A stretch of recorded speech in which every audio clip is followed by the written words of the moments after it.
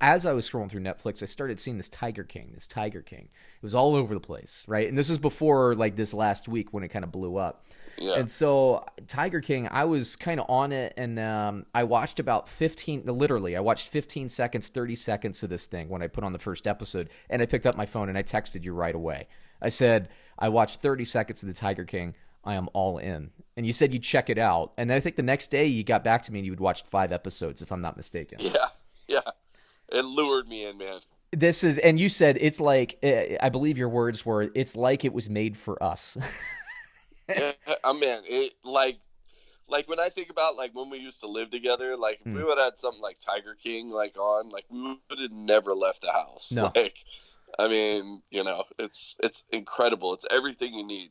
Like, I don't know what it is. Maybe it's us. I don't know if it's everybody, but based on what's going on social media right now, I think it is everybody. But at least for us, when a docuseries hits right, and there were a couple of them that of course, our favorites have gone off the air. One of our favorites, I remember, was a series, I believe it was on the Oxygen channel, which I don't think exists anymore.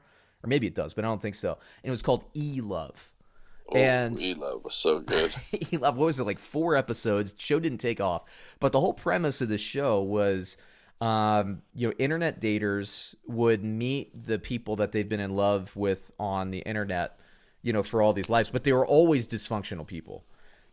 Now, there's a different series out there. I think it's like 90 Day Fiancé or something like that, where it's kind of the same premise. They've never met him in person. Right. And so you still get some of that component, but it's a little bit, let's say, higher end, a little bit more upscale. It's cleaned up, man. It's a cleaned up version. Yeah. I like the 90 Day Fiancés where like it's basically I like the kind of the trashy garbage versions, let me admit. I like the train wrecks, man. Yeah, the train wrecks where like the guy has like the obviously like the Eastern European woman coming over who's obviously just trying to get her citizenship over here and has no interest in the guy. And so those are always good ones. I can remember one episode specifically that I'm thinking about. And the girl was basically, not, basically making up excuses to not sleep with the guy because he was gross. And the guy was the whole series of episodes is about this guy like trying to consummate that relationship. And she just wasn't having it. So that was an interesting one. But Tiger King, tailor-made for us. So what we're going to do now is we're going to go through an episode-by-episode review because we have the time, and there's 7 episodes, and they're all fantastic. And there's a cast of characters, and I think it starts out with like talking about different like people, like monkey people. Monkey people are weird. Tiger people stab you in the back. And this guy, his name is Joe Exotic, and he's got a blonde mullet. There are spoilers, by the way, coming. For at least episode 1, we might get a little bit ahead of ourselves, but so there are spoilers. I'm going to give you 2 or 3 seconds to turn this off if you don't want the spoilers. 3, 2, 1. Okay, so Joe Exotic calling from prison, and just says he's going to basically set fire to the whole industry. And why don't you give me your impressions, buddy, of Joe Exotic? I mean, Joe, I've worked with some guys that are like Joe Exotic, just minus the big tigers. I mean.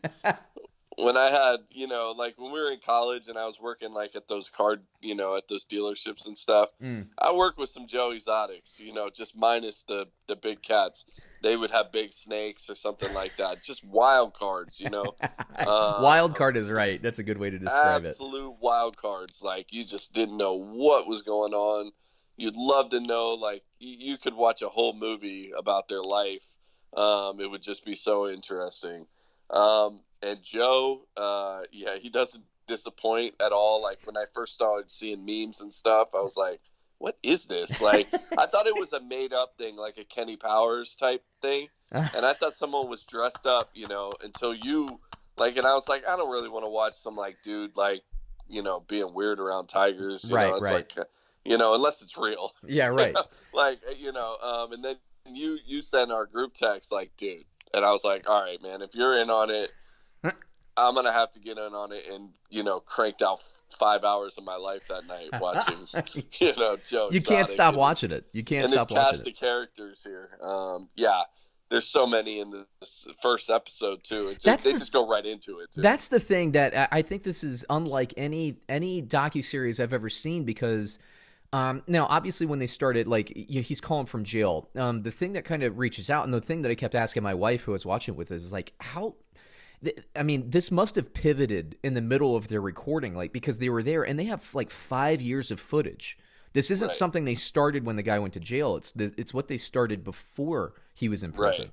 and so it must have pivoted. And so, like, we get introduced to all these casted characters. There's Joe Exotic, who out of Oklahoma. There's a lady named Carol Baskin or Baskin out of Carol fucking Baskin. Carol Baskin, some crazy bitch in Florida, right? So, yeah, there's her, and she's out of South Florida, and there's this guy named Doc Antle, who we'll get into him in a Oh future man. episode, because that guy is something else. But what did jump out to me in the first episode about this guy is like, this guy is like every sociopathic like CEO I've ever met. Like if they were addicted to peyote or something like that. Like he's like he's got the soul patch, the long hair, like walking around. He's got the Crocodile Dundee hat, running Yeah. around with like his tiger cubs all the time. And like you can see him because the documentary, I could see what they were doing is they were kind of douchifying him, because rather Right. than show him in his cutaways, they were showing him direct the shot Right.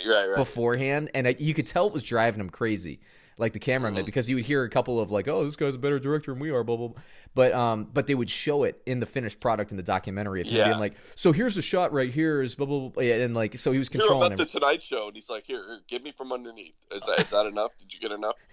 Like, Yeah. yeah, You got it. You got the shot. You got the got shot. it. Yeah, Yeah, so that guy is something else. But this whole thing, we're like seeing this basically this. Well, let me backtrack a little bit. So then it turns out like I'm seeing the guy, and I'm kind of like, I'm like this guy, like he's dealing with tigers, and he's like walking around with a gun on his hip, and like all this stuff. I'm like, but yet he strikes me a little bit as homosexual. But I'm like, but it doesn't really fit because it's not the stereotype vibe, because he's like, like all that stuff. super redneck, and yes, Yeah, it's like, exactly. yeah, And then it comes yeah, out that he's got two husbands. right. Two. He's got two husbands, neither of which, by the way, are gay. Yeah, like I was getting the vibes, and then like the two, the two tigers were kind of doing stuff to each Yeah, other. yeah, It's yeah, like, right. yeah, they're two males. We don't discriminate. Yeah, right, right, You right. know, and I was like, okay, here Yeah. we go. This is just going to get even more interesting. And then when we see Travis, his husband, who's got three teeth between the top I know, part because and they're all lower addicted part to of his meth. mouth. Yeah, They're all addicted to meth. Like that, I think that's how Joe got basically his husband's, right. I guess, He to be just got husbands. hooked on meth. Yeah, Yeah, he got him hooked on meth and was giving him meth. What was crazy to me, and this isn't necessarily a first episode thing, but it's also not a spoiler, is how much it costs to run these facilities. And they had so many tigers in that cage. Like it was a little disturbing to me. It was like a tiger stampede, especially when, like right. they had to. Yeah, it was a little much. It was like I was watching, and it was like seeing the snakes in Indiana Jones. You know that snake Yeah, scene yeah, where they yeah. open the thing. He's like, snakes, and they're all They're just all kind of. piled on each other. That's the way it was with full-grown tigers. Yeah, I know. I couldn't believe it. They said like he had like 127 tigers there, like 127 tigers Full-grown tigers. in this place. Like it's unbelievable. And then Doc Antle says in the first episode, "Well, it takes $10,000 for me to feed feed a each tiger tiger. a year." And Joe Exotic's like, I could do it for 3,000. 3,000. I know. Yeah. In the next clip, Joe Exotic's like, yeah, it's about 3,000, and then they cut. They cut, and like they're picking up roadkill, which actually the tigers Yeah, are. that's smart. Yeah, that is smart. So they're picking up roadkill. They were going with Walmart. Now Walmart, I'm curious to see if they get backlash, because I see Shaquille O'Neal in the news is getting backlash again. We'll talk about that in Yeah. the future. But Walmart, basically all of their bad meat, the meat that they can't sell anymore, was going to them. And then they never explicitly said, but Joe says, like, basically, if you go up in Walmart and you buy, like let's say you're buying some turkey or something like that, like a chicken breast, and you go and you check out at the counter, but your card is rejected. Right. They say that They Walmart can't put the meat Walmart back. can't put the meat back, so that goes in the throwaway pile. So they didn't explicitly say it, but it sounds to me like like they were occasionally going to Walmart and going on a meat raid with no money and like a rejected Right. credit card, so they couldn't go back, and then they would get that meat for free. Right. In the donation. Yeah, it's thing. definitely some backdoor like slimy stuff going on there. But hey, I'm here for it. Yeah, and then you got that. I know this is in a later episode too, but the pizza when they opened the pizza shop, and then they And were he's using the expired meat on the he pizza. saw the expired meat on the pizza, and they were asking. If you're getting pizza at that zoo, man, you deserve True. whatever kind of stomach pains you're gonna get later in the day. Yeah, Yeah, because I'm not eating anything from that place. man. So the back to the cast of characters though, like the people that they had running the zoo were all people from, and I'm not like making light of this at all, but they're all people from like halfway houses, like ex-cons Right. and all that stuff. Really, that didn't really have a ton of different, and it was weird because they followed this Doc Antle in North Carolina, Carol in Florida, and then him out for to begin with. They follow only those three, and then Joe out in Oklahoma. And another guy comes in, which we'll talk about in another episode, but they all have their help, their cheap hired help, and their controlled help, but they do it in different ways. And so Joe's thing was he would hire ex-cons that really didn't have other options, and then I think he was distributing meth to them to basically keep them under wraps and all that. But ay ay ay, what a cast of characters! And I think that's why it is, because like if you were to fictionalize this series, I don't know what changes you would make. Right. No. Yeah, no. And my favorite character, and he needs his own spin-off of this, is the guy Eric with the long like straw hair.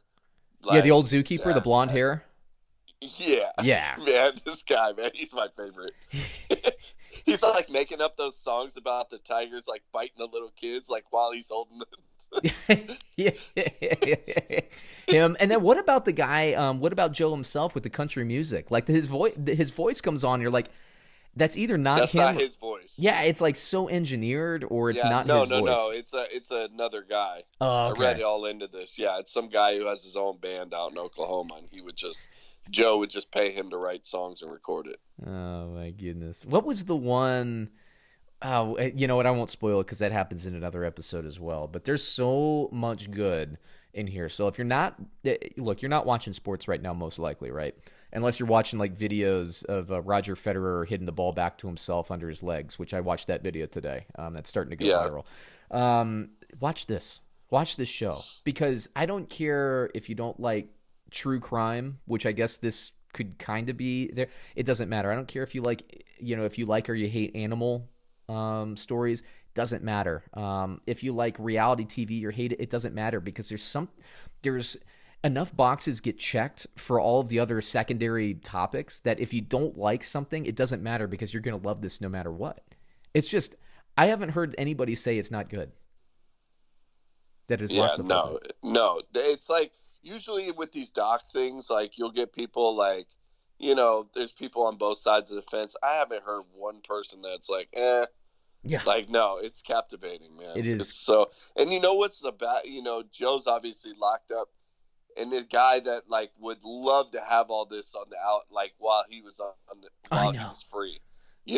It's he has no idea like the magnitude of how big it is, and he's locked up. I know. That's crazy.